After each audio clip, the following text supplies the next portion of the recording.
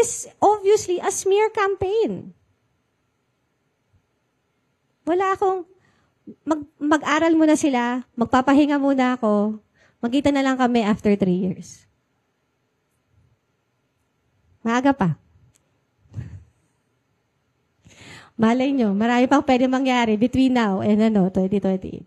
Ma'am, can you expound po yung sinabi nyo kanina na magkita na lang kami after 3 years? Does it mean po? Magkita kami, bakit? Does it mean po na, are you planning po to run sa again? Mata, No, I am not. It's really too early to tell. You know, to be honest, again, hindi ko pa alam yung sasabihin nyo naman, yan na naman siya, naghanap na naman siya ng sign. I actually like being a private citizen. I like, for 18 years, I was a public servant.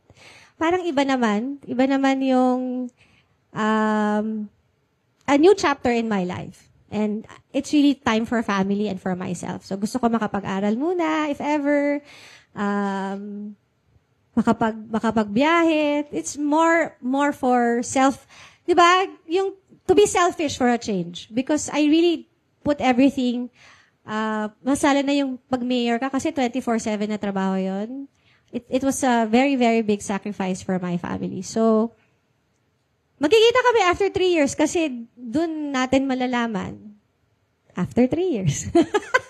Kung anong magiging decision. Malit naman na Makati, di ba? Baka magkita kami bukas, di ba? O, hindi naman kami mag-aantay after 3 years. O, magkita kami bukas. O. So,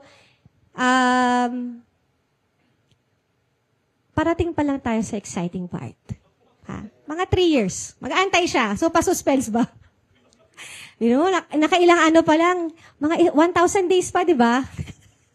Mga ganun pa siya mag-aantay bago niya malaman.